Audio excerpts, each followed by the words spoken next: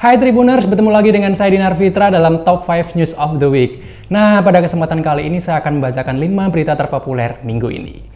Yang pertama, belakangan ini ramai pemboikotan terhadap produk-produk Prancis. Nah, salah satu gerai retail yang menjadi target pemboikotan adalah Indomaret. Ingin tahu seperti apa? Ini dia beritanya.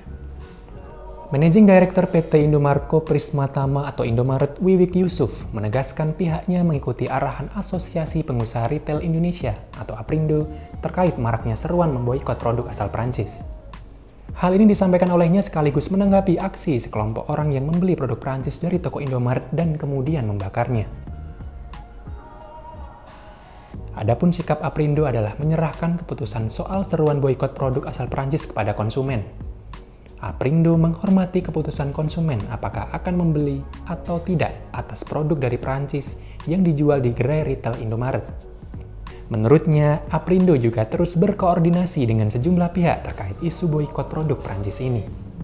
Sebelumnya, sekelompok anggota Ormas Gerakan Pemuda Islam atau GPI memborong produk yang dianggap sebagai merek dari Prancis dari Indomaret di Jalan Johar Menteng, Jakarta. Barang yang dibeli seperti air mineral, biskuit, susu, dan lainnya. Mereka kemudian membawa barang yang telah dibeli ke kantor GPI dan kemudian membakarnya.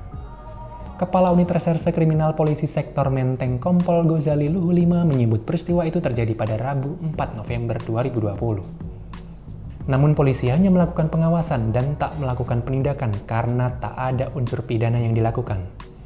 Nah, berita yang kedua, ada 7 pendaki Gunung Slamet Jawa Tengah yang meninggalkan temannya sendirian. Ia merupakan satu-satunya pendaki perempuan di dalam rombongan. Ingin tahu apa alasannya? Ini dia beritanya.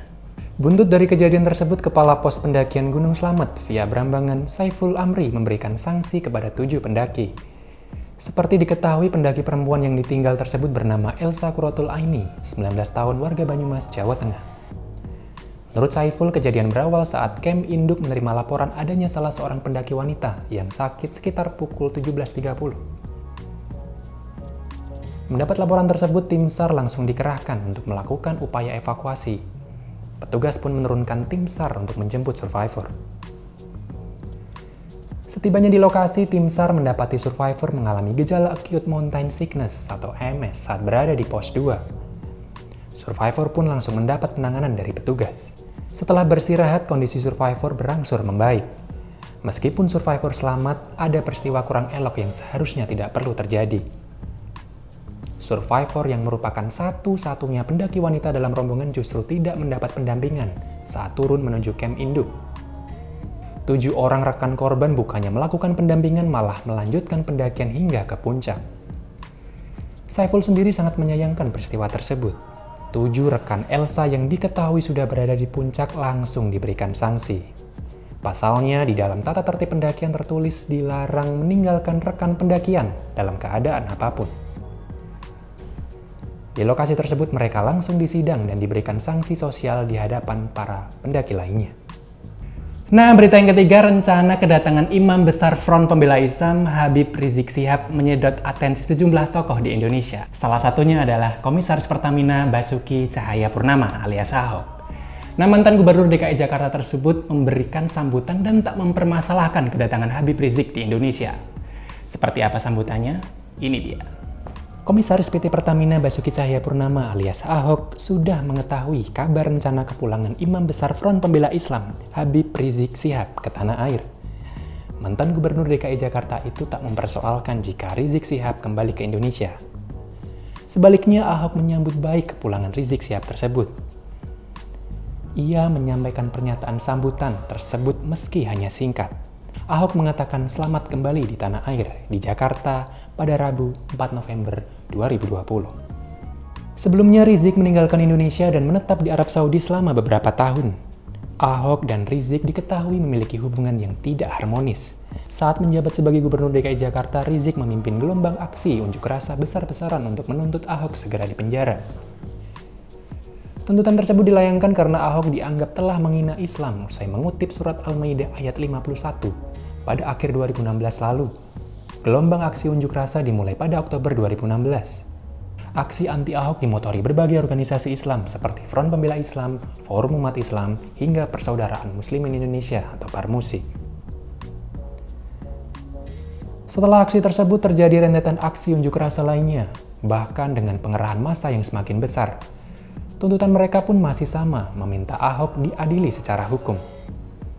Aksi tersebut pun dianggap membuahkan hasil. Tak lama kemudian, Ahok ditetapkan sebagai tersangka dan diseret ke meja hijau. Di persidangan, Ahok dinyatakan terbukti bersalah melakukan penodaan agama. Oleh hakim, Ahok kemudian divonis 2 tahun penjara karena melanggar pasal 156A KUHP tentang penodaan agama. Setelah Ahok dipenjara, tak lama berselang giliran Rizik tersangkut perkara hukum. Ia dijerat dengan dugaan konten pornografi. Itulah sebabnya Habib Rizik memilih meninggalkan Indonesia pada pertengahan 2017 silam.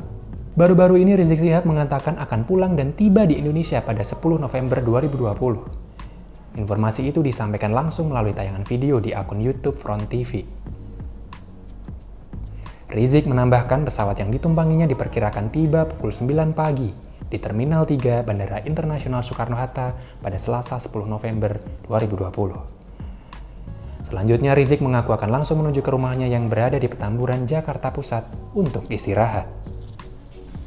Nah, berita yang keempat, pada Senin 2 November 2020, Presiden Republik Indonesia Joko Widodo menandatangani draft RUU Cipta Kerja. Nah, draft yang diunggah dalam situs resmi Kementerian Sekretariat Negara ini mulai berlaku pada tanggal ditandatanganinya Undang-Undang Cipta Kerja.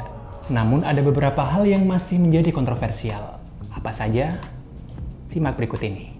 Belum 24 jam naskah tersebut diunggah di situs resmi Sekretariat Negara, sudah ada kejanggalan. Kejanggalan tersebut adalah beberapa pasal yang ternyata salah ketik. Sejumlah pasal yang salah ketik yaitu pasal 6, pasal 151 ayat 1, dan pasal 175.6. Menteri Sekretaris Negara Pratikno mengakui ada kekeliruan teknis penulisan dalam Undang-Undang Cipta Kerja yang sudah terlanjur ditandatangani Presiden Jokowi. Meskipun Undang-Undang Cipta Kerja telah berlaku dan diundangkan, perwakilan buruh menilai banyak hal yang menjadi sorotan dalam peraturan tersebut. Presiden Konfederasi Serikat Pekerja Indonesia atau KSBI menyebut undang-undang terkait klaster ketenagakerjaan hampir seluruhnya merugikan kaum buruh. Iqbal menyoroti potensi diberlakukannya kembali sistem upah murah dalam pasal 88C ayat 1 dan 2. Menurutnya pada ayat 1 disebutkan gubernur wajib menetapkan upah minimum provinsi. Selanjutnya di ayat 2 gubernur dapat menetapkan upah minimum kabupaten atau kota dengan syarat tertentu. Menurut Iqbal, frase dapat dalam penetapan upah minimum kabupaten kota atau UMK sangat merugikan buruh. Selain itu, sorotan lainnya yaitu adanya kemungkinan karyawan kontrak atau tenaga outsourcing seumur hidup. Ini dikarenakan adanya penghilangan pasal yang mengatur periode batas waktu kontrak dan juga adanya penghapusan pasal yang memuat batasan 5 jenis pekerjaan yang boleh menggunakan tenaga kerja outsourcing. Selain itu juga ada nilai pesangon yang dikurangi. Poin ini menurut Iqbal akan menjadi kerugian yang diterima oleh buruh.